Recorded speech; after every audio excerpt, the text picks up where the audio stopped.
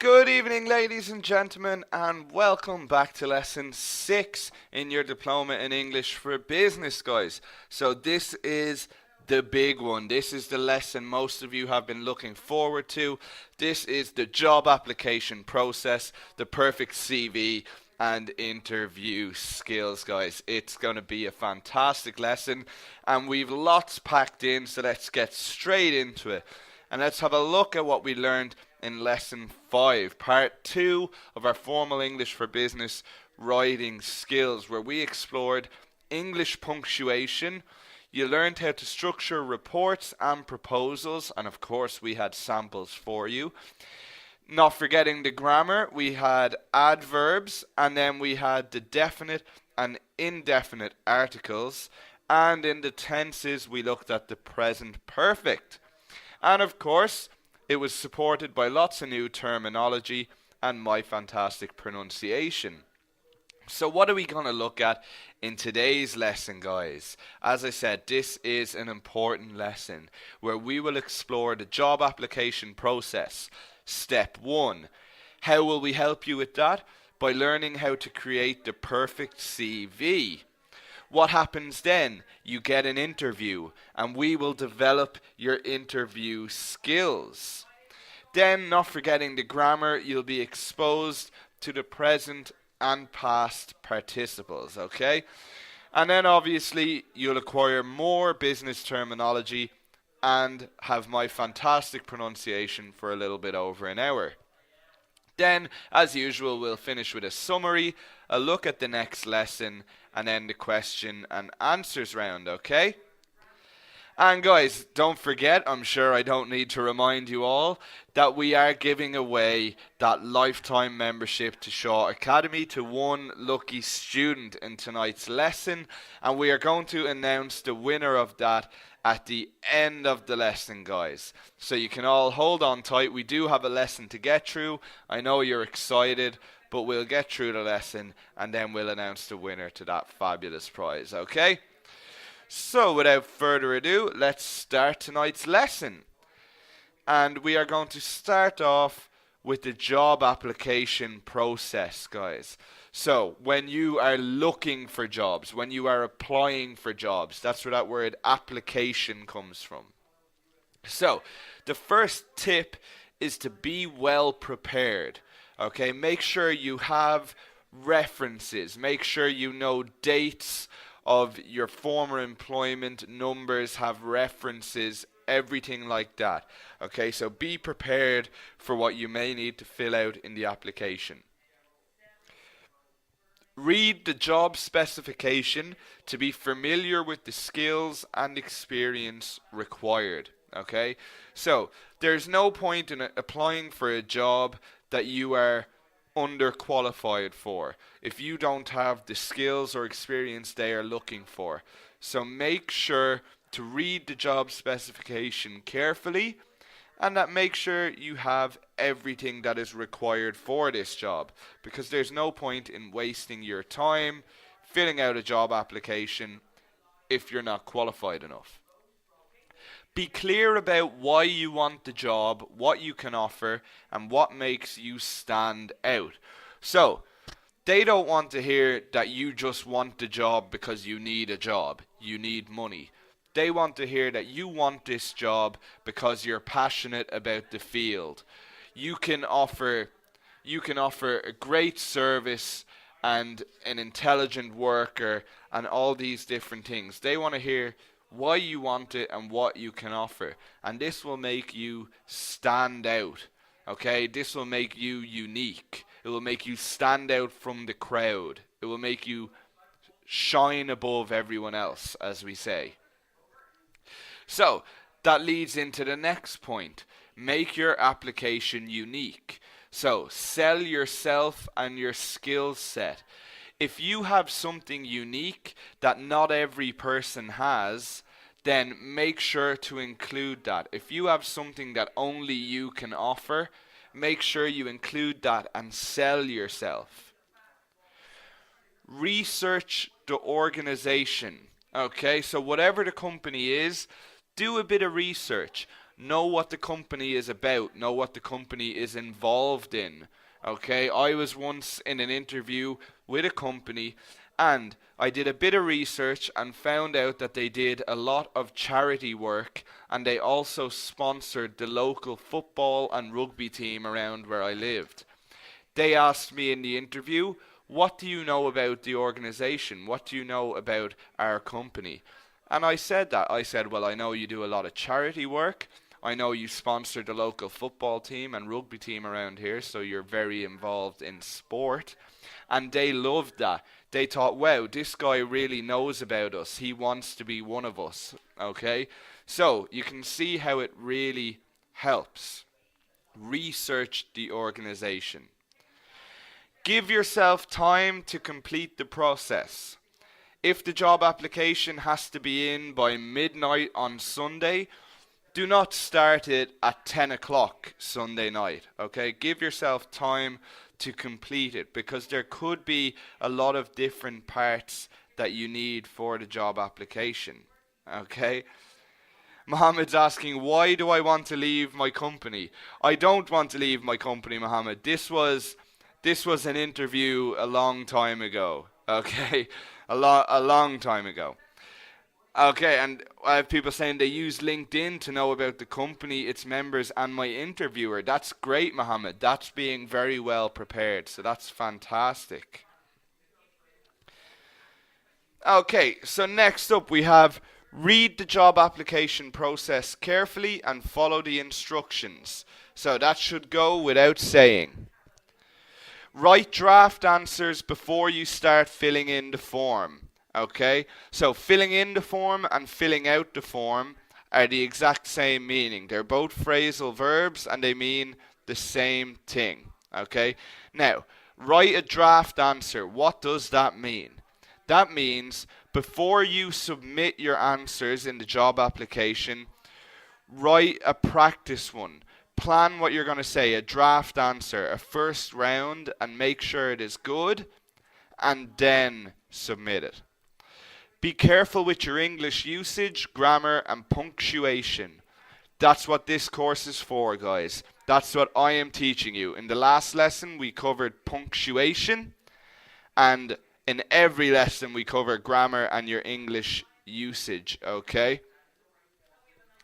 Your answers should be relevant, interesting, and personal. So, obviously, if a question is asked, only answer what is asked. Don't give unnecessary additional information, okay, guys? Because they don't want to know that. They want to know the answer to the question. But make sure it's interesting, and if you can show your personality, then that is even better. That will help them remember you. It will make you stand out, okay? So if you make it personal, if you make it interesting, that will make you stand out. It will make the employer remember you above other people. Spell check and proofread your application. Okay, Emad is asking, is it good to be boastful? Okay, in a job application, I don't know if boastful is the correct word, but yes, you are showing off. If you have a lot of different achievements, tell them about it. If you improved sales by 20%, then say it. Okay? So yes, you can be boastful. So spell check and proofread your application. Proofread means you just read over it again and again. So read over it a second time or a third time and make sure that everything is correct usage of grammar, there's no spelling mistakes, etc. Check over everything you submit for the job application process. So you may need to submit references, you may need to submit diplomas or certifications, okay? Maybe you need to include your Shaw Academy English for Business certificate. So make sure to check over everything and make sure you have everything. And something people don't often think of is keep a copy of your sent application, guys, okay? Keep a copy of it because you could use it again. Lots of job applications are the same, so I would always say keep a copy of it. It also means that if you never hear back from the company, you can email them again to make sure that they received your application, so you could send your application again. So I would always keep a copy of your sent application. It's a good practice to get into. So we had lots of new terminology there, guys, so let's go over it. So to stand out, I told you, means to be unique, to stand out from the crowd. Your skill set is the skills you possess. Deadline is, of course, the closing date. Specification means description. Okay, so the job specification, the job description. To submit means to send. A draft, like I said, is a first version. So like a practice version, your first version, a draft answer. To fill in or fill out means to complete. So to fill in the job application means to complete the job application. English usage is use of the English language. Applicable means relevant. Okay, so applicable skills are relevant skills. So there's no point in giving skills that are not relevant whatsoever. Like, I can juggle if you're going for an accounting position, okay? Juggling is a skill. I can juggle, but I didn't put it in my job application for Shaw Academy, did I? Well, unless we start a juggling course, which is very possible, in which case I am definitely going to go for the educator. So relevant is, of course, useful. To check over something is to revise it for potential mistakes. To proofread, like I said, is to check over, to read it over again and proof it, make sure it's perfect. So, a question for all of you guys. Which of these is the most important to consider for the job application process? So, they are all important, but I want to know which is the most important. Proofread your application. Research the company that you are applying to. Make your application stand out or unique, so essentially sell yourself. Keep a copy of your application. So which of these is the most important, guys? What do we think? So I have Thomas saying 3, Mohammed, Marine, Ahmed, Fatma, okay, Anita as well. Lots of people saying number 3, and well done, guys. I would agree with all of you that number 3 is the most important. Make your application stand out or unique. So sell yourself. Because if it's not unique, then they're not even going to look at it twice. So that would be the most important. Now, guys, that was the job application process. Now, what are we going to look at next? We are going to look at creating the perfect CV, guys. So we've looked at job applications, and after the job application, you usually have to attach your CV. So, before people start asking, CV is short for curriculum vitae. Okay? Exactly, Hassam wrote it in there.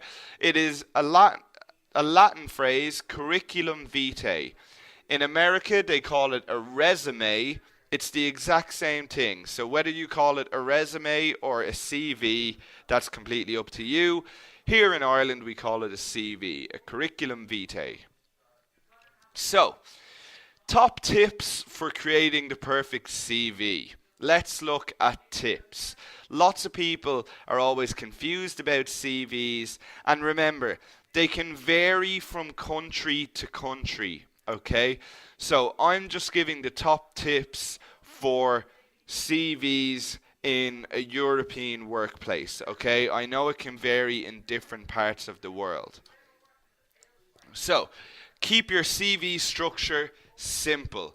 If it's too complicated, the employer will not care about looking at it because they might have 100 different CVs to look through. So keep the structure simple. You want everything to be easy to see. So use clear titles and content. Again, anything that the employer wants to look for, they should be able to find quickly like that. Okay, so your past employment, your past education, everything should be clearly visible for them to look at. The first page of a CV must grab the reader's attention. Okay, why is that? It's the first page the employer is going to see. If the first page is not interesting whatsoever, they won't even look at the second page. So you need your first page to grab the reader's attention. Now, I've already lots of people asking how long should a CV be? How many pages? Okay, I would always recommend 2 pages. Okay, so not front and back, not 1 page front and back, 2 separate pages because it's easier for the employer to read it that way. 3 pages would be an absolute maximum, I would say. If you really needed 3 pages, but definitely no more. I would always recommend 2 pages as kind of the perfect length for a CV. Okay, Waleed is asking how to grab the reader's attention. That's what we're going to look at in a minute. Don't worry, Waleed. So ensure all key information is on the first page. That's how you're going to grab the reader's attention, by having all of your key information, your unique selling points on the first page. Make sure your content is focused and mirrors the job description, i.e., tailor your CV to fit the position. So, if you're looking at the job application and it uses certain words like we need an enthusiastic person with management experience, then make sure your CV is tailored towards that. Make sure your CV includes that you are enthusiastic, that you have management experience, okay? So, design your CV towards the job you are going for, okay? So if you were applying for lots of different jobs, let's say you were applying for a sales job and an accountant's job, would you use the same CV for both? What do you guys think? Would you use the same CV for a sales position and an accounting position? No, of course not, Crystal. Yeah, exactly, Elzbieta. No, you would not. Because you would tailor your CV to fit the position, to make you more hireable. Okay? So that's what we mean here. Have your content that mirrors the job description. Identify key achievements to include in your CV content to make it stand out. Maybe you were salesperson of the month. Maybe you improved productivity by 20%. If these are key achievements, then include these. Okay?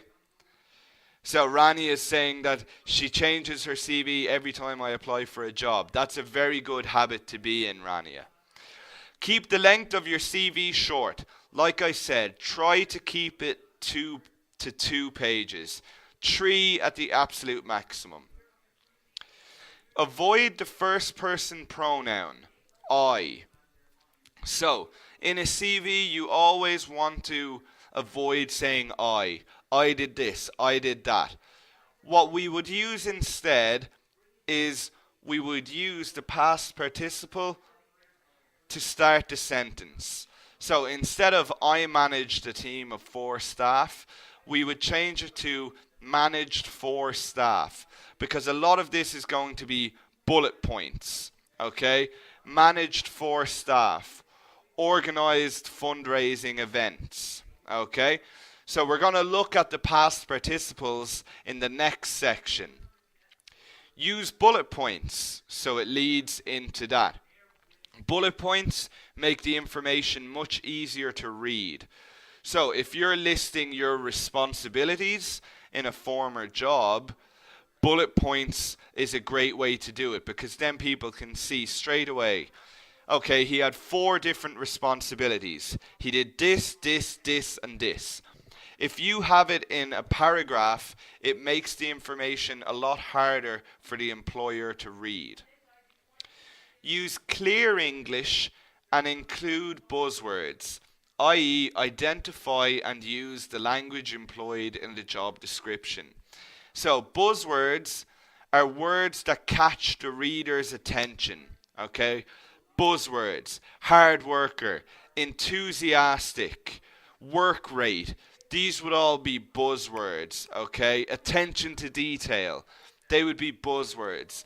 So if any of those are used in the job description, try to include them in your CV. Like we said, mirror your CV to fit the job description. Use action verbs and words to highlight the content. This is, like I was saying, not only avoid the personal pronoun I, but make sure to use action verbs: managed, organized, solved, optimized. Action verbs, because straight away they can see what you did. Okay, I have Salma asking what bullet points are. These are bullet points, Salma. So bulleted points, so you can see exactly there is 4 points here. Straight away, there's 4 different points. If these bullet points weren't here, it would be harder to make out how many different points there is. So those are bullet points, Salma. Maintain consistency throughout your CV, guys. That includes the language, whether it's grammar, spelling, or punctuation, font styles, and CV formatting. So, font styles. Make sure to only use one font style. You can have different sizes, so you could have 16 for the heading of your CV. You could have 12 for the individual headings and 11 for the rest, for example. But make sure it's the same font. You can use bold in certain places, you can use italics, but the same font. And nothing that is difficult to read. Okay, stick to the normal fonts. Calibri, Times New Roman, Lato, any of those normal fonts, okay? And the same with the formatting. If you have your work experience as name, date, responsibilities from the most recent backwards, then do the same with your education. Start with the most recent and go backwards. So have the same formatting throughout, okay? Now, some new terminology there. Okay, Waleed is asking why we use the past simple to avoid the first person pronoun. We're going to look at that in the next section, Waleed, okay? So don't worry about it right now. It's going to be the next little grammar section we look at. So, the layout is, of course, structure or the format. To grab the reader's attention means to engage the reader, to get their attention, grab their attention. To make sure is to be certain. To mirror is to reflect. To tailor is to fit or suit. So tailor your CV to fit the job description, okay? To stand out means to be noticed, to be one of the best, to be distinctive. To identify is to recognize. Key achievements are main successes. Staff are employees. Buzzwords are the keywords relating to a topic or subject. To use the language employed is to copy the language used. To highlight the content is to emphasize. To format is to structure or to arrange. So a question for all of you now. Which of these aspects is not important to consider for creating the perfect CV? including important information about your education, professional experience, and skills, including your life story, using clear language and be concise, tailoring your CV to fit the role. So which one is it, guys? Which one is not important? And yes, exactly. I don't think anyone has got the. Oh, I see one person has answered number 3. I'm not going to name you and shame you, but of course everyone should know this, that it is number 2, including your life story, something you definitely should not do in your CV because they do not care about your life story. Everything has to be relevant. Now, I promised you guys that we would have a CV template, and here we are. We've looked at the top tips. Now we are going to look at a CV template and see how it all fits together, okay? So, here is the start of a basic CV template, guys. Now, what is included here? Your name, of course, the most important thing. Your name. Then we've got your personal information, guys. So your address, your phone number, and your email address. This is how they are going to get in contact with you. This is the most important piece of information, your personal information. Now, I've had a lot of people already typing in questions, and don't worry, I wasn't ignoring you because we're going to get to it now. So, what about these? What about a picture, your date of birth, or your nationality? Well, let's start with your picture first. Should you include your picture on your CV? Now, this is where I said different parts of the world have different practices. I know in certain parts of the Middle East that they recommend to include a picture, but in Europe, in the English-speaking professional world, we would not include a picture on the CV. It is seen as unprofessional to include a picture on the CV, okay? Now, what about date of birth and nationality? Well, these both fall under the same category. They are not necessary to put on your CV. You do not have to put your date of birth or nationality on the CV. However, what I would say, if it is going to give you an advantage, then include it. So, for example, if you are applying to a young startup company, maybe it's a young tech company that is only 2 or 3 years old and it's very forward thinking, and you are a 50-year-old person, would it be an advantage to include your date of birth, or would you not include it? What do we think? What do we think, guys? So, it's a young tech startup company and you're a 50-year-old person. Would you necessarily include your date of birth? Would it give you an advantage? Exactly. Lots of people are saying no. It would be a disadvantage. So in that case, I would not include it. So you can include your date of birth if it's beneficial. The same with your nationality. For example, when I am going for English teaching positions, I include that I'm Irish. Why am I doing that? Because Irish people speak English as their first language. Irish people are native English speakers. So, if I'm going for an English teaching job, then it is an advantage to have my nationality down. It's an advantage to say that I am Irish. Okay? Now, next up, we've got our professional summary. So, what is a professional summary? It's a small paragraph highlighting your best characteristics. So, this is to catch the reader's attention. This is to make you stand out. Remember, we said important information on the first page. This is almost the first thing that they are going to read. So here's an example, and look at the use of buzzwords, okay? I am a motivated individual who thrives both working alone and as part of a team. I have a strong attention to detail and will always give 100% when I put my mind to something. Okay? So, you are telling them about your strengths, your best characteristics in a small paragraph, one or two sentences. Okay? Yeah, it could also be called profile, Ola.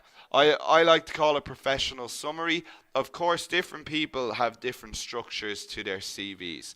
So, you're describing your strengths and you're using buzzwords. Look here, we've got motivated, thrives, alone and as part of a team, strong attention to detail, 100%.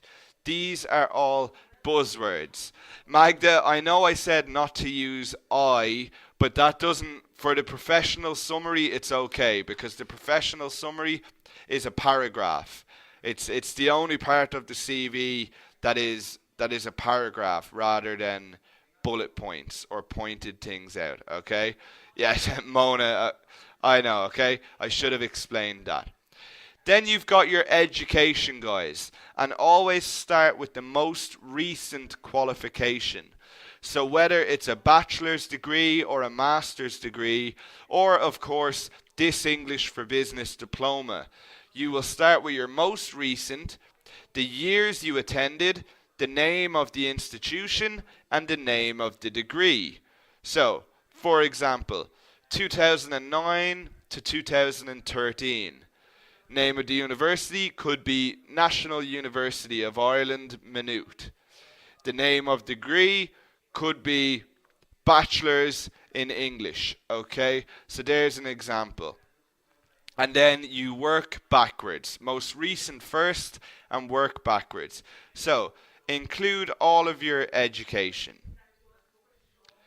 So, next up, and this will still be the first page of your CV, we have the relevant work experience. Now, the key word here is relevant. If you are going for an accounting job, only include work experience that will be relevant to an accounting job. Okay?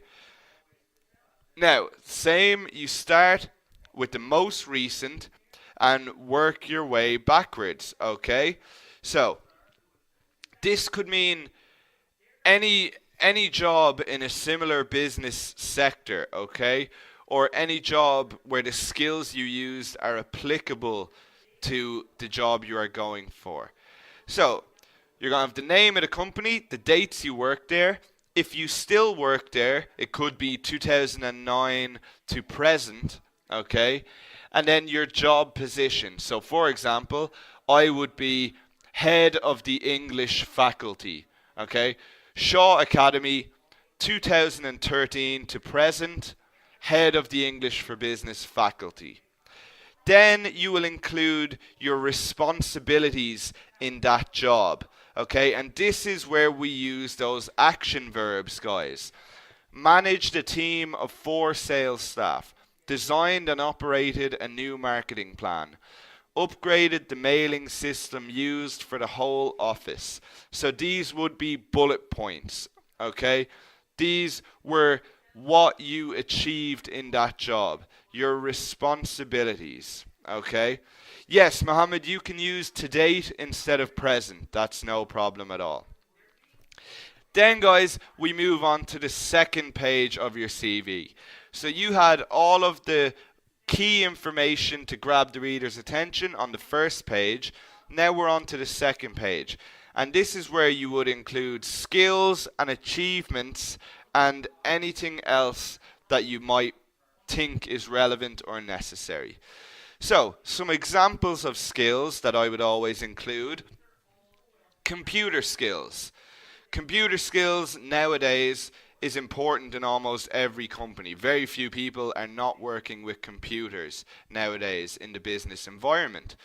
So, computer skills, again, bullet points. Now, It's different all over the world, but in Europe we have something called an ECDL, which is a European Computer Driving License.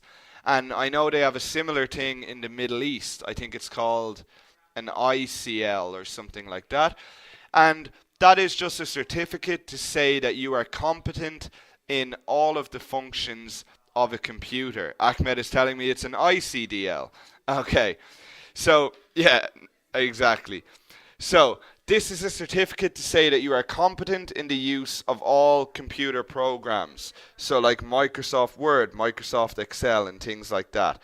So, if you have one of these, then it is a great thing to have on your CV, because then that shows the employer that you will have no problem working with a computer. Now, look what else I've included. Fully competent in the use of Adobe programs. So Photoshop, Lightroom, InDesign, etc. Okay, so these could be any computer skills you have. Proficient in the use of Java and C++. So that is, of course, computer programming. So if you can do that, then include it. And proficient means you are strong. You have a strong understanding of Java and C++. Now, the next set of skills I would always include are languages, especially for you guys. All of you in this webinar have at least 2 languages. You have your native language and you have English. Regardless of how good or bad you think your English is, you still have English. So, include what you have. For example, fluent in English and Arabic. Good conversational French. Okay? So you may not think that is important, having good conversational French, but you never know. Include it. I would include anything that you can have a conversation in and above. So, for example, my CV says fluent in English, good conversational French and German. That's my CV. So it is worth including, because you never know. You could have clients in France, you could have clients in Germany, and they might think, okay, well, this guy will be able to talk to them better than we can.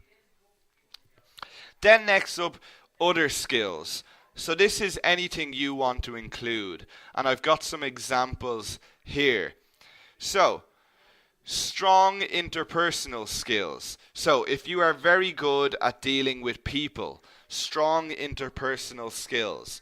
So for example, if you were going for a sales role, that would be a good one to include. Strong interpersonal skills. You're very good with people.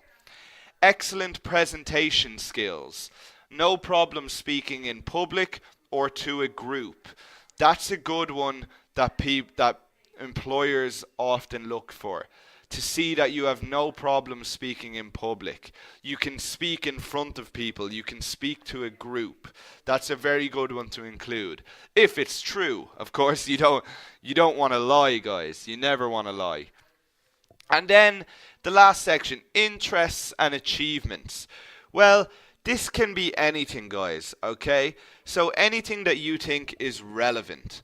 So, let me give an example. I am part of the local football team. Okay, I'm captain of the local football team. Do you think that would be a good thing to include here in interests and achievements? What do we think? So I'm captain of the local football team. Would I include it? Okay, I'm having a lot of people saying no.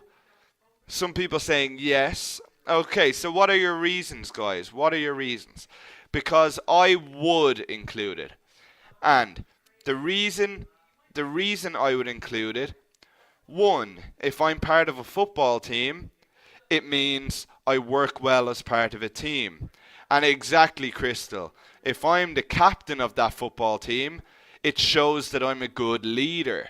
So, you have to think about what it shows and then see whether it's relevant. So I would always include that. Exactly, Michael. It's an indication that I'm a leader. So I would always include that. If you do any charity work, I would always include that. Companies love to see that you are interested in charity, so I would also include that. Anything that you think can help you stand out, okay? So now a question to make sure you're all still with me. Which of these should you not include on your CV? Your key educational achievements, basic personal information such as your contact number and email address, every single detail about your employment history, your key achievements. So which of these should you not include on your CV, guys? Exactly. I don't want to see one person getting this wrong. I'm going to name and shame you if you get this question wrong. But it looks like everyone's getting it right. Anka, Shady, Fatma, exactly. It's number 3. Oh, Rana Saeeda said number 4. What are you doing to me, Rana? It is of course number 3. I hope you did that just to make me say your name. It is, of course, every single detail about your employment history. That should not be included on your CV. Only the relevant details of your employment history. Okay? I see Rana laughing now. So it was done just to get me to say your name. At least you didn't get it wrong. That's good to know. Okay. So now, guys, we're going to move to a bit of grammar, and we're going to look at the past participles for description. So this is where we looked at on the CV, removing the personal pronoun and starting with managed, okay? So we're having a nice bit of grammar now, because we all love a bit of grammar, don't we? Yes, we do. Of course we do. So, when and why should we use the past participles for description? You can use action verbs for description, and you can drop the subject like we saw in the CV, like I, you, whatever the subject is, okay?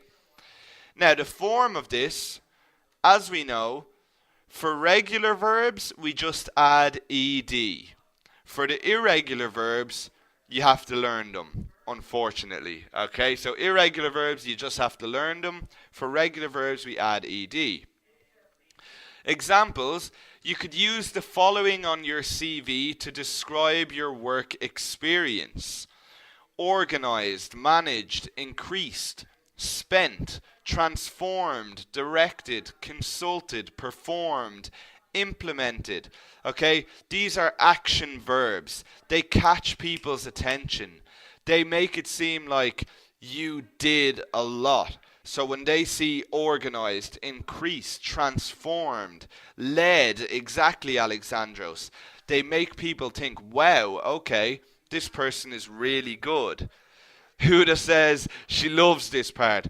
Brilliant, Huda. So do I. I'm glad you do. You are now my favorite student. So, some examples here, like we looked at. Managed a team of 10 people. Organized fundraising events, okay? Directed the launch of a new system. So all of these things can make you stand out because it's all about action, things you did, okay? So guys, which of these is not a past participle? Let's see what we think. Which of these is not a past participle?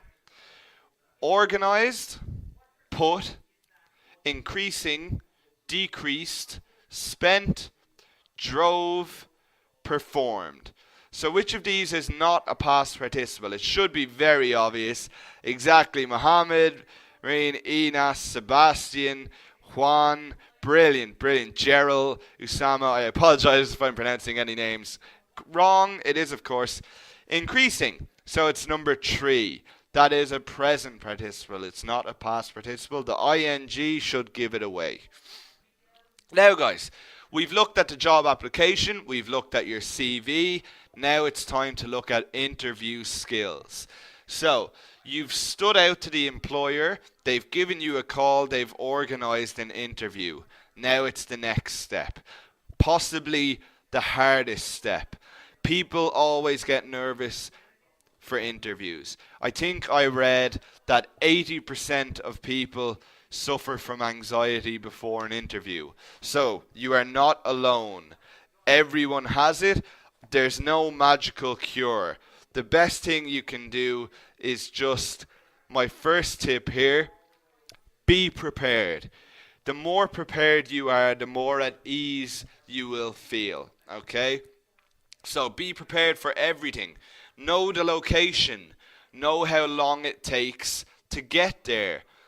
Be on time. Okay? So just be prepared.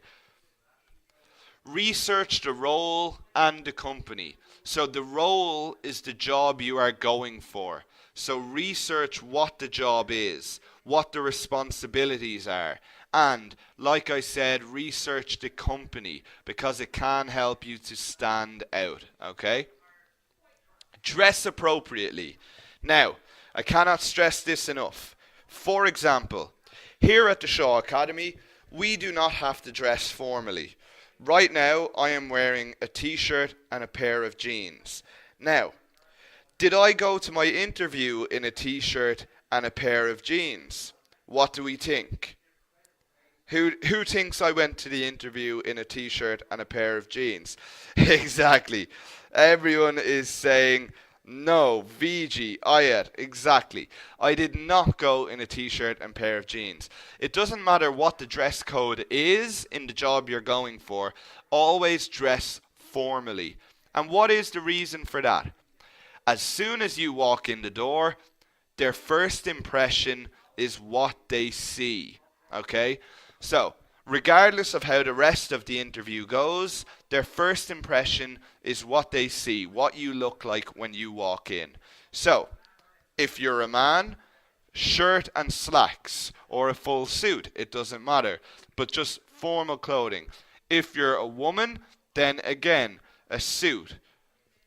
So it's, or of course, a blouse and a formal skirt. So anything like that, but dress formally because it's your first impression. Noah says, when we dress formally, we act formally. Okay, so that's a very good saying. I've never heard that before.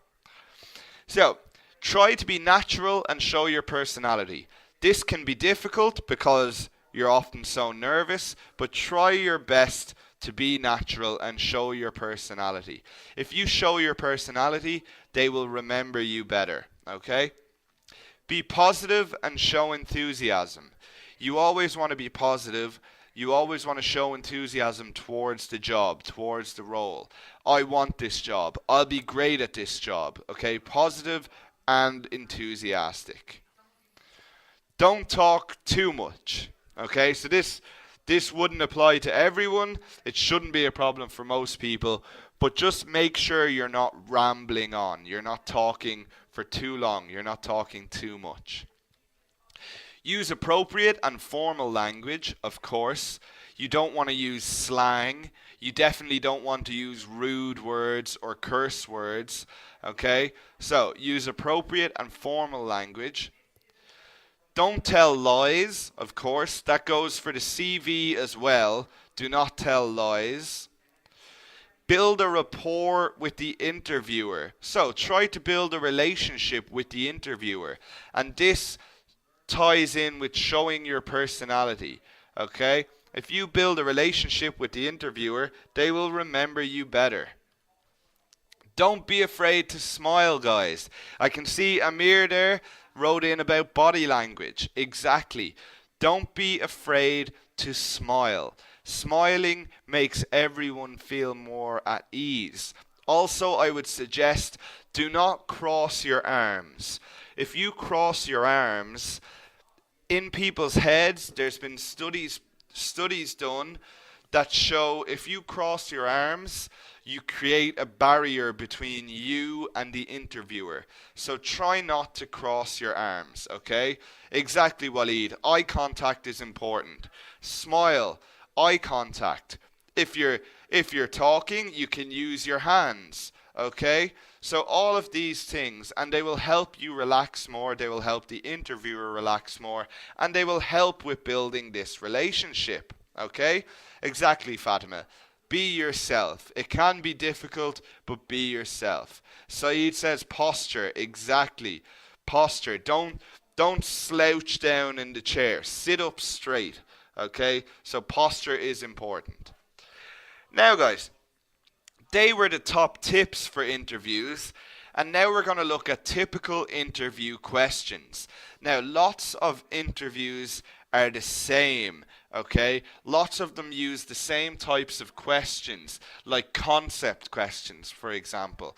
So, what I've got here is a list of typical interview questions, and you can use these to prepare for any interview you have coming.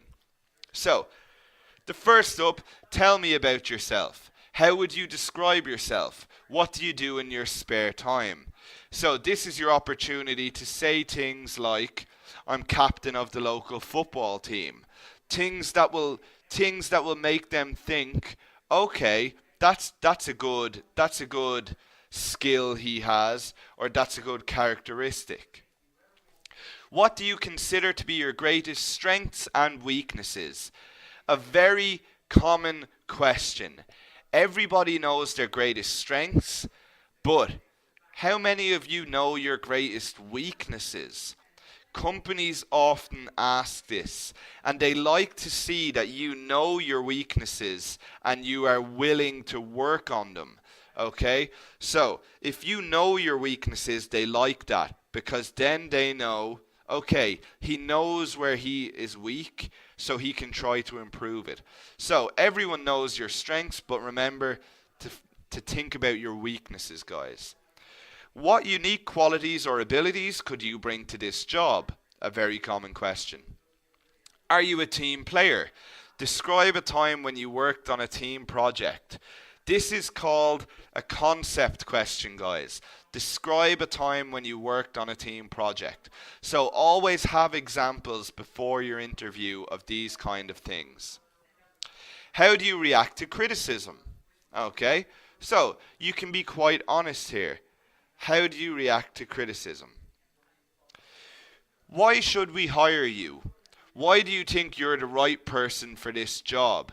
So they want to know that you are enthusiastic about this job. You will give 100%. You will improve performance. Okay, that's why they should hire you. You are passionate about it. Why do you want to work for us? Why have you applied for this particular position? So again, they want to see your interest in the job. They want to know that you want to work for them. Okay? What do you know about our organization? What interests you about our company? So remember, like the research we did. So that's when you can tell them, I know this, I like this about your company. What do you know about this role? You've already researched the role, so this should be no problem for you guys. What is your greatest achievement to date?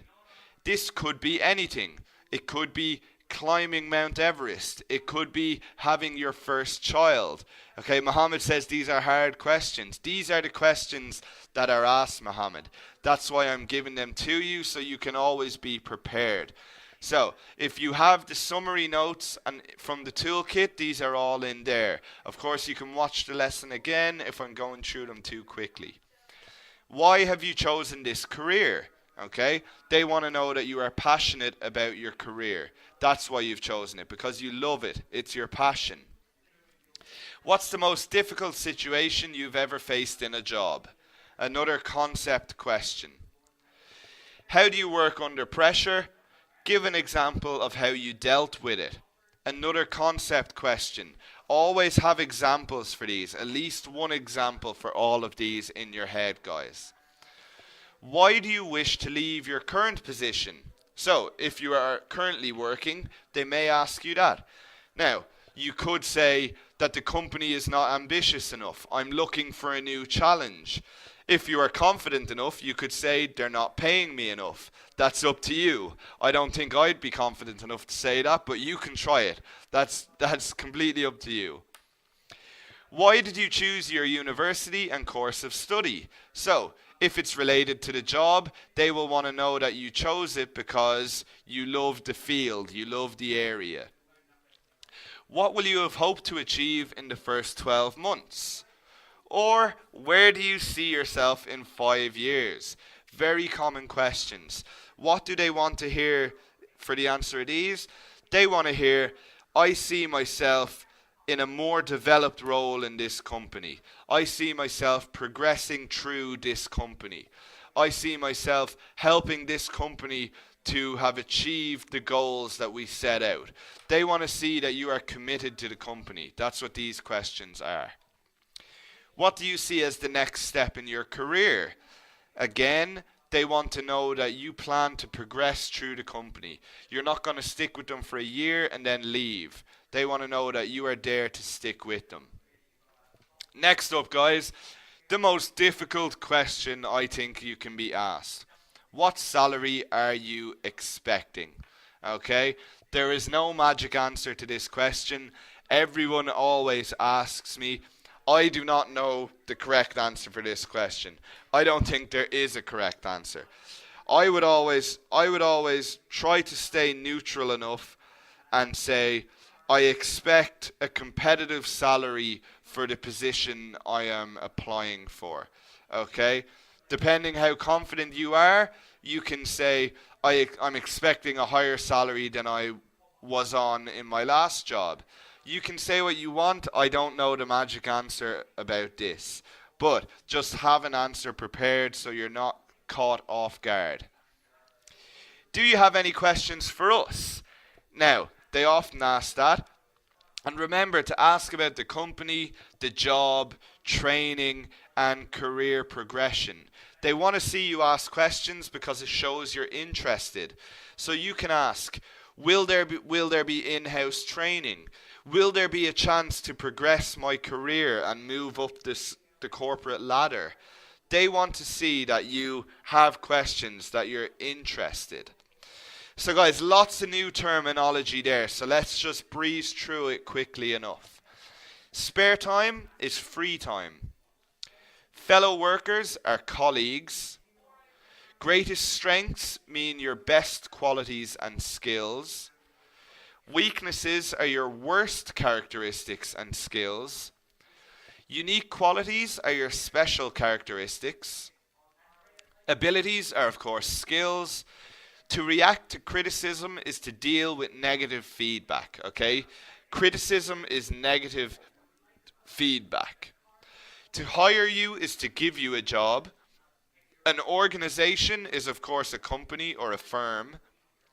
A role is a job or a position, so the employment, so the job you're going for, the role you're going for. An achievement is a success. To date means until now, so like a lot of you said, if you're still working, 2009 to date. Your career is your future in your area or field. To face something is to deal with a difficult situation, problem, or challenge. Afterwards means later. To be under pressure is to be in a stressful situation. To deal with something is to handle or resolve something. Current position is your job now. To achieve is to succeed. Where do you see yourself in 5 years? Means where do you picture yourself in 5 years? To expect is to hope for. Career progression is, of course, career development. Now, a question on those interview techniques and questions. Which of these is not a typical interview question, guys? Why have you chosen this career? How do you work under pressure? Give an example of how you dealt with it. Where do you see yourself in 5 years? What do you consider to be your greatest strengths or weaknesses? Are you married or single? Are you a team player? Describe a time when you worked on a team project. So which of these is not a typical interview question, guys? Of course, exactly. Allah Amir, brilliant. Yes, everyone getting it there. It's of course number 5. Are you married or single? That is not a question they should ask in an interview because it is none of their business. Okay? So, you don't have to worry about that. It will never be asked, guys. And now we're going to move on to our last section, which of course is a nice bit of grammar to finish up. And we're going to look at the present participles and using these as subjects. So we looked at the past participles for description. Now we're looking at the present participles as subjects. So when and why do we use it? Well, these present participles can be used as a noun and it becomes the subject of the sentence, okay? So we often call it a gerund. You might hear it called a gerund. Now, the form is, of course, we add ing to the base form of the verb. Some examples of this: organizing, increasing, spending, working, transforming, etc. Now, how do we use it in a sentence? Okay, how do we use one of these present participles as the subject in a sentence? And here we go. Organizing your time efficiently will make you a more productive worker. Working hard will help you earn more money. So, you can see that these are being used as the subject, okay? They are not verbs, they are what we call gerunds. They are being used as nouns, okay? So that's how we use the present participle as a subject. Now, final question of the night, guys. Which of these is a present participle? Organized, increased, increasing, decreased, spent, directed, performed. So which of these is a present participle? And exactly, a nice easy question to finish off, guys.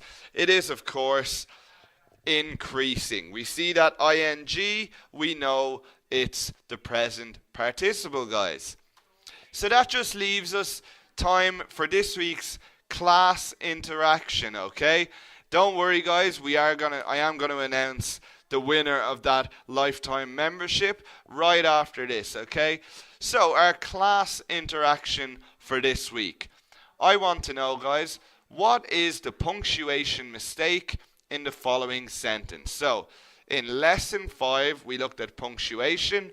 So now is your time to screenshot, guys, or whatever you need to do, because as always, I don't want you to answer this question now. I want you to answer it by tweeting me or commenting on YouTube under the video. So, what is the punctuation mistake in the following sentence? And you can tweet your answer to me at Shaw Academy EFB or use the hashtag ShawEnglish.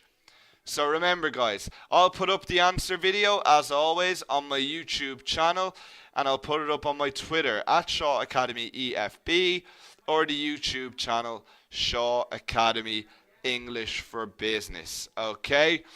So that just leaves time for one more thing, guys. That brings us to the end of the lesson. I know you've all enjoyed it as much as I have, and the time has finally come for our competition, guys. Oh, so many of you have been asking me about this competition from the first week of the course, and my question and answers are always filled with questions about the membership and this once in a lifetime chance. So, before we start doing our drum rolls at home, let's see exactly what one of you lucky students is going to win here live on this lesson. You will win the Shaw Academy membership for life. So that means you will be able to enroll in my Ultimate English for Business program, and you will have full Shaw Academy membership. So, of course, the first thing the lucky winner is going to do will be to sign up for my Ultimate English program, guys. Now, this is our flagship course here in the English faculty, and it was designed from start to finish by me and my fantastic team here. So, whoever wins this, I know that's the first thing they're going to do. So let's have a look at what's included in the Ultimate English program. It's the next logical step for you guys. This foundation course has been an introduction to the English-speaking business world. teaching you the basic concepts and skills. And I think all of you would agree that you've made a huge amount of progress in just 3 weeks, 3 short weeks. Would you all agree with that? How much progress you've made in just 3 short weeks, guys. It's amazing, really. So, yeah, I can see a lot of people saying, yes, yes, brilliant, VG, Waleed, exactly. You've made so much progress. So what I want you to ask yourself is, what level do you think you will be at after a further 12 weeks with me in the Ultimate English program? 12 weeks, where we'll explore everything on a deeper level. And by the end, you will master English grammar. You'll be a more confident professional. You'll have an outstanding CV. You will improve your career prospects. You'll write professional emails, reports, and proposals. That is what you will have at the end of the 12 weeks. So the Ultimate English program really is for everyone. Whether you joined me purely to improve your English, or if you're a native English speaker who just wants to be more confident in a professional environment, you will be amazed after 12 weeks how much you'll have improved, guys. But this membership doesn't only include my courses, it includes every course we have at the Shaw Academy, so you can constantly upskill and add value to yourself, like we talked about in lesson 1.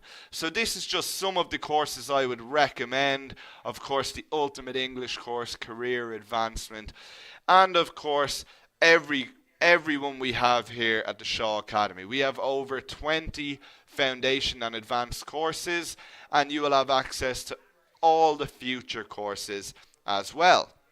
So, who would like to win this lifetime membership to the Shaw Academy, guys? Who would like to win this fantastic prize that we are giving away? Well, it doesn't seem like anyone really wants to win it.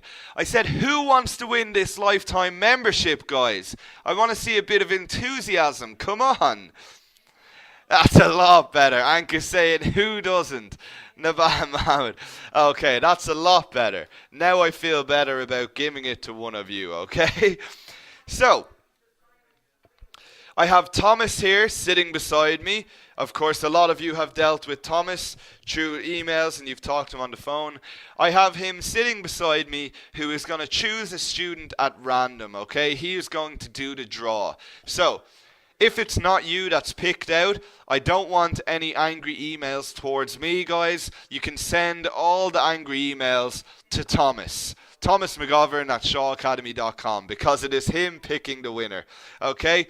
So, give me about 20 seconds, guys, and then I will be back with the winner for you all.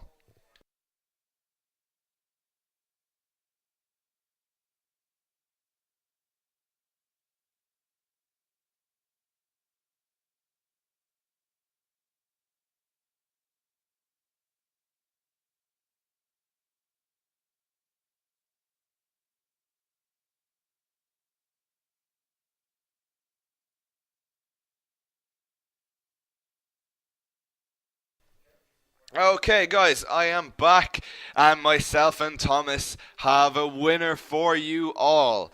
Okay, so the first thing I will do is apologize for my pronunciation of the name, because it's an unusual name that I've never seen. So, the winner of the lifetime membership to the Shaw Academy is... It is Amra Pijadzer from Bosnia and Herzegovina. Okay, so congratulations, Amra. So let's just see. Okay, we've got Amra writing in.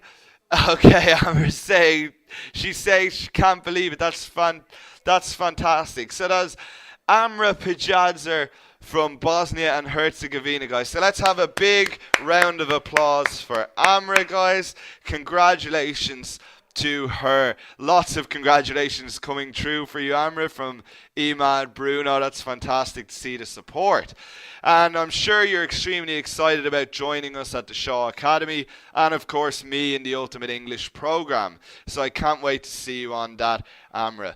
So guys, Don't leave yet because I do have a special announcement for the rest of you. But first, let's just have a look at exactly what Amra has won. So just to put it into perspective, the regular price of the Shaw Academy membership is €99 a month. And Amra has won all of this stuff for life. Free toolkits and diplomas, 3 additional users, no contracts, okay? That is the normal price for what Amra has just won. So congratulations to Amra. But for the rest of you guys, don't think I'm going to forget about the rest of you. We do have a very special announcement for all of you, because we have had such good feedback from you all, and the attendance has been brilliant, I know, from all of you, because you wanted to win this lifetime membership. So I've been bombarded with emails about the membership and about the course and about the Ultimate English course. And we have just moved to the subscription model recently. So myself and the team have been pushing really hard with the accounts department to make this more accessible to all you guys who want to progress your English for business and your education in general. So, just to let you know, we have been successful. So the company has decided to offer all of the students on the foundation course an exclusive discount to the Shaw Academy membership, guys. So, where the usual price is €99 a month, 750 South African Rand, 150 Saudi Riyal, we have bargained for you and got you a massive 60% discount, guys. A 60% discount on that membership price. Now, what does that mean? It means €39 a month, or 300 South African Rand a month, or 59 Saudi Riyal. Now guys, we do this in all different currencies, so don't worry, because you have all been sent an email with the offer in your own currency, and you get all of this stuff for that massively discounted price. You get access to every course, including my ultimate course. You have unlimited access to the recordings. You get free toolkits and diplomas. You can add 3 additional users. You get full support from everyone here at the Shaw Academy, and there's no contract, so you can cancel any time. So if this is something you are interested in and you would like more information, then guys, type info into your question box now. So it's no obligation, but if you would like any more information about this offer, type info into your question box now, and either me or one of the fantastic support team will try get in contact with you today or tomorrow to answer any questions that you have, guys. So if you want more information about this fantastic offer, type info into your question box now. And don't forget, guys, there is only 2 ways you can sign up. Through that email that was sent to you, or through your members area. You can also join through your members area. So just to give you an idea of how beneficial the membership is, guys, all of you, I'm sure, want to complete this course and gain your diploma. And many of you will purchase the toolkit to help you with that. Well, here is your normal price if you were to purchase the diploma and the toolkit separately. However, like I said, if you are a member, it is completely free. So with the discount, the membership is €39 a month. So it is cheaper to become a member than to purchase the toolkit and diploma separately, okay? And remember, you can cancel anytime, so you could even cancel after 1 month. Yes, okay, Mohammed is asking, would it include the diploma for this English for Business course and the toolkit? It would, of course.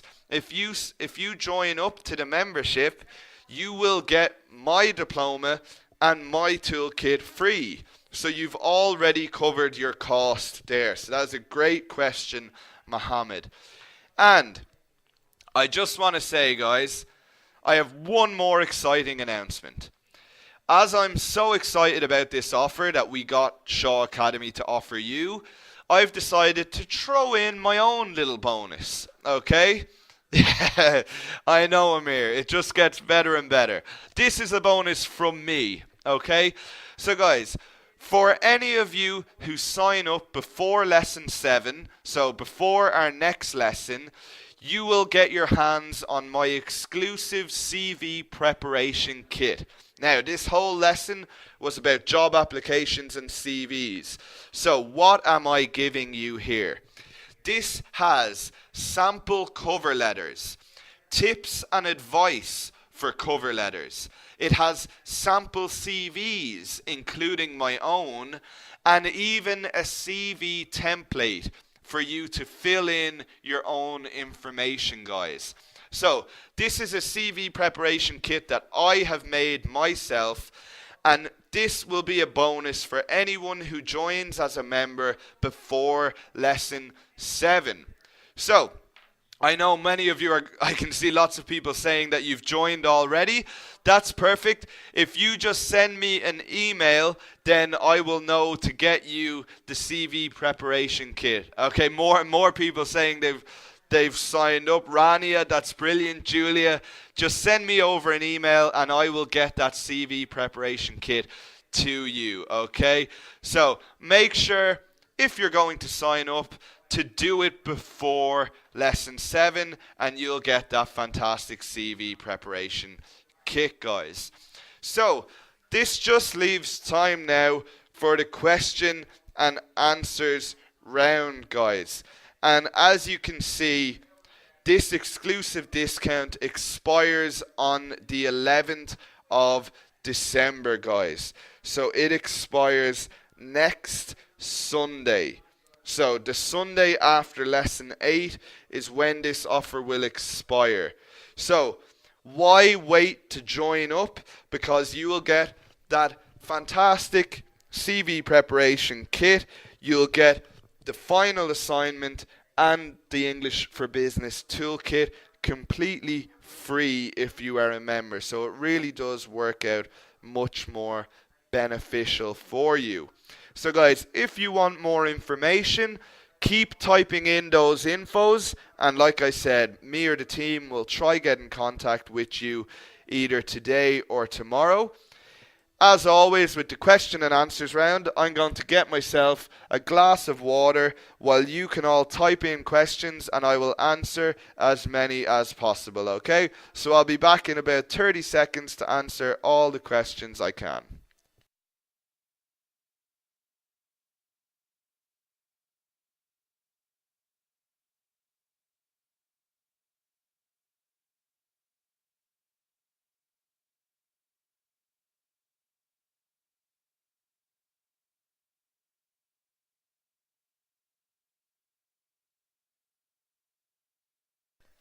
Okay, I am back and it's time to answer as many questions as possible. So, I'll give about 10 minutes as usual to the question and answers round. Okay, so first of all we have Roberto asking, can, okay, Roberto, it is a monthly subscription, okay? So, it is month by month and you can cancel it whenever you like. So there's no contract. You don't have to sign up for 6 months or a year. You do it month by month. So, for example, you could join up today and then at the end of the month cancel it. And then you'll get your English for Business certificate free of charge. You'll get your toolkit free of charge and you're already saving money.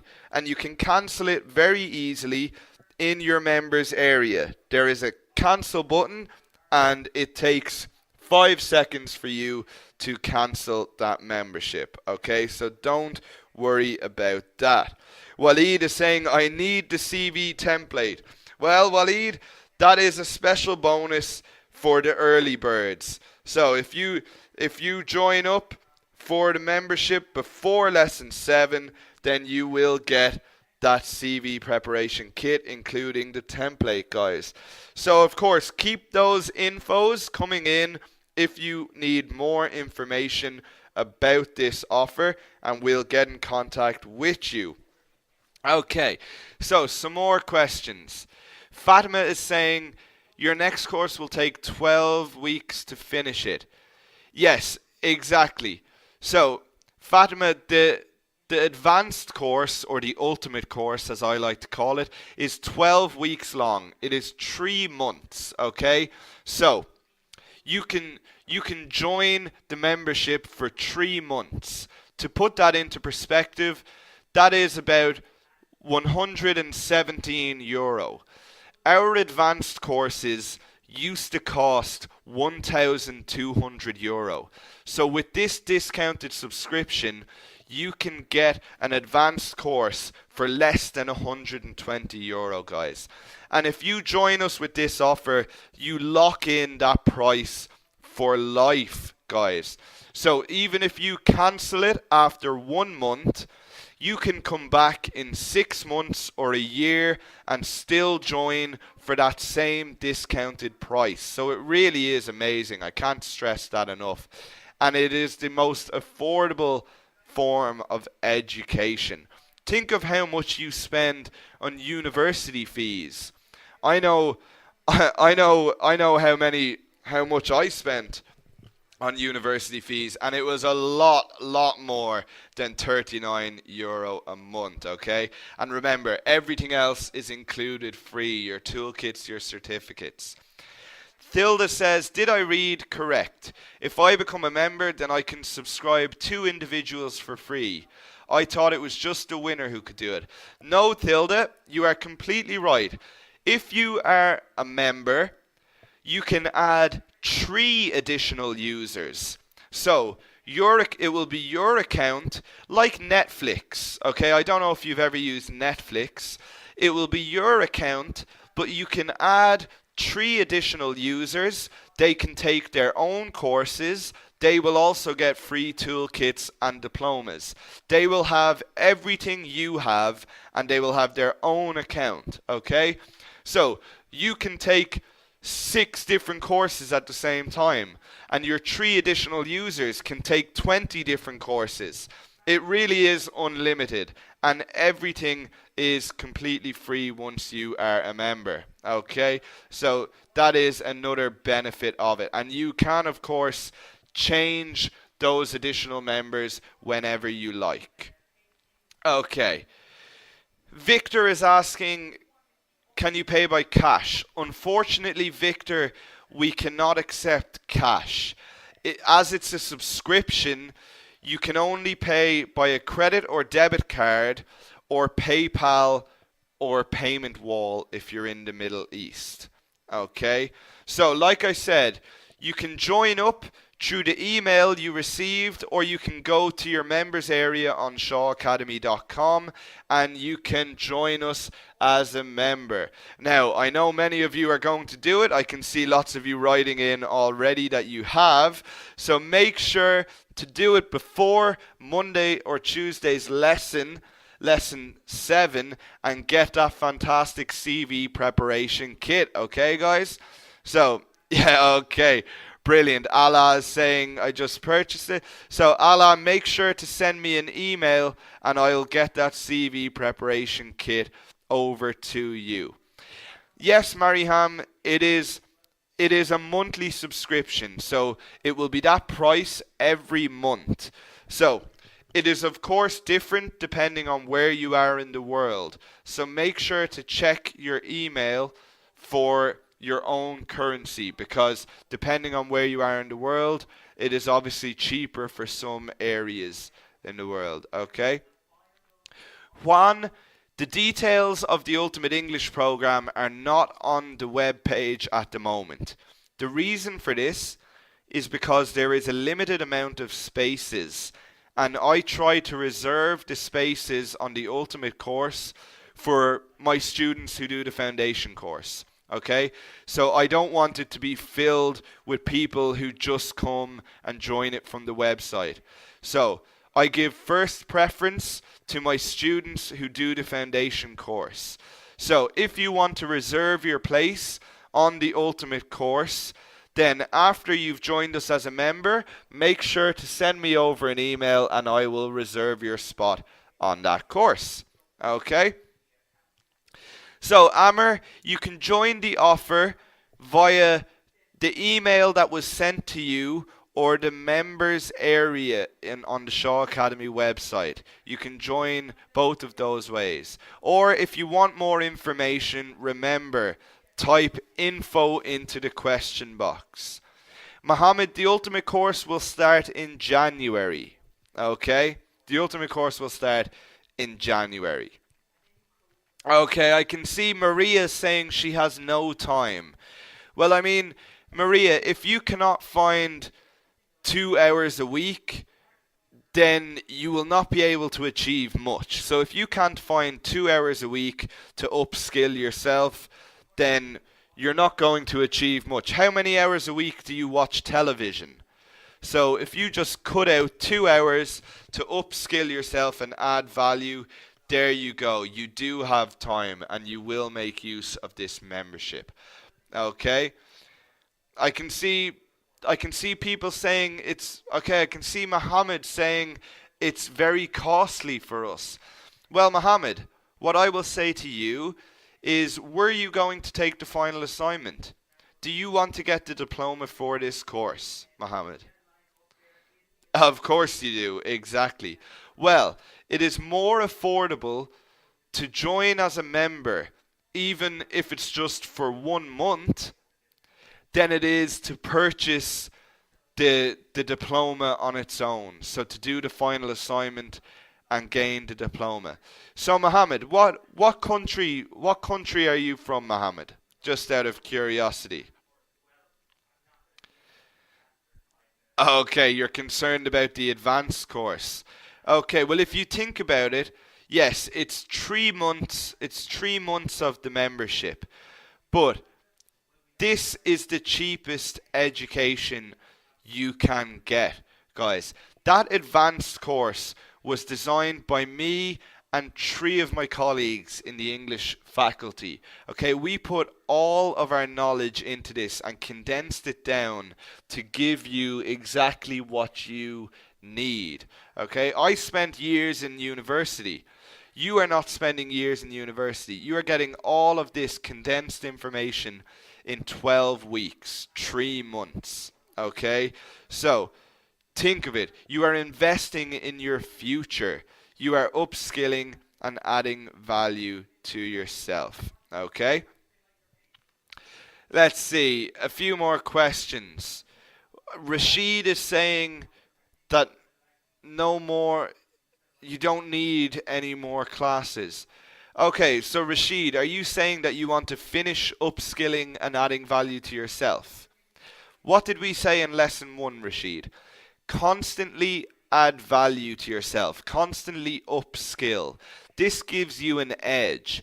Every qualification or certificate you have in your possession will do that. Think about an employer looking at a CV and they see this person takes time out in their spare time, so aside from work, aside from looking after children and whatever else you do, they take time out to upskill themselves and complete courses. This person has done an English for Business course. They've done a career advancement course. They've done this course. They've done this course. Look at this person and how much they care about making themselves better and improving themselves. Okay? No, Bahadeen, this discount is for life.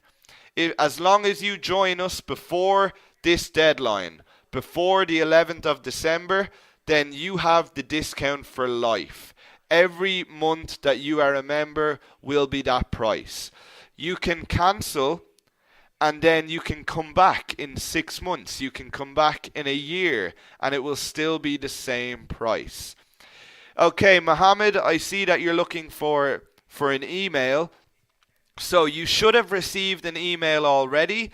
If you have not received an email, type info into the question box and me or the team will get back to you today or tomorrow. We may have a lot of people to contact, but if you have not received the email, type info into your box there and we will get to you as soon as possible. So Monatella is asking, how much is the certificate? The certificate Monatella, is €19. Okay, so it's €19. Now, depending on where you are in the world, that converts to that can convert badly. For example, if you were in Saudi Arabia, €19 converts to about 80 Saudi Riyal. Now, that is because we do not do geo pricing for the certificate. But for this discounted membership, we do geo pricing, guys. We do geo pricing. And that means, look at this. The membership is 59 Saudi Riyal. So it's cheaper to join for a member for 1 month if you are paying in Saudi Riyal than it is to just purchase the diploma. So you can see how this works, guys. You can see how beneficial it really is. So if you want to know the price in your own currency, then check your email or your members area, guys. Yes, exactly, Christian. If you become a member, you can add 3 additional people and they can get the certificates and the toolkits for every course for free also. Adele is asking, can you pay using your brother's Visa card? Yes, Adele, that's no problem whatsoever, okay? That's no problem whatsoever. You can pay with anyone's credit or debit card, okay? And remember, make sure to do it before the next lesson and you'll get that CV preparation kit, the early bird bonus, okay? So I'll take 1 or 2 more questions and then we will call it a night. So Mohammed is saying, I think it is not 59 Saudi Riyal. Mohammed, you are reading correctly. The discounted membership is 59 Saudi Riyal a month. It is usually 150 Saudi Riyal, but with the 60% off, it is 59 Saudi Riyal. So you read that completely right. Mustafa, you will receive the certificate via email, an electronic copy. Yes, Mohammed, I know €39 is not equal to 59 Saudi Riyal. That is because we do geo pricing. We do geographic pricing based on current economic trends. So that is why certain places are certain prices. So that's why a lot of the Saudi students are at an advantage, because it is actually cheaper to become a member, even if it's just for 1 month, than it is to purchase the final assignment, okay? Fatima's saying, I am still waiting for your email. Okay, Fatima, if you want to just type info into the question box, I will make sure that someone gets in contact with you and you get that email with all the information. So guys, I'm going to call it a day for tonight's lesson. I hope you all enjoyed the lesson as much as I did, okay? We learned all about the job application process, the perfect CV, and interview skills. And of course, you've been introduced to this fantastic offer. So before we finish tonight, I want to say a big congratulations to Amra again. So we'll have a round of applause for Amra, who won that lifetime membership. Don't forget to get in contact with me, Amra, and we will set you up with that lifetime membership. Okay, Rasha, the discounted membership in Egypt is 99 Egyptian pounds. If you check your email or you log into the website and check your members area, you will see that. If any of you still need more information, make sure to type info into the question box. I know a lot of you have joined already. I can see a lot of you saying that you've joined. I can see Christoph. I can see, who else can I see here? Juan. Okay, Maria, so that's fantastic. If you've joined already, make sure to email me to get that CV preparation kit. And if you are going to do it, get it done before lesson 7, guys, and you will get that fantastic early bird bonus. So, I want to thank you all for attending this lesson with me. It has been a fantastic lesson. I hope you all enjoyed it as much as I have. I apologize for getting a bit excited at times. There's just so much going on here that it's hard not to get excited. But if you have any more questions or you need any more information, keep those infos coming into the question box. But for me, I am going to end the webinar now, guys. So thank you so much for attending. Have a wonderful weekend, and I'll see you all for lesson 7, guys. Goodbye now.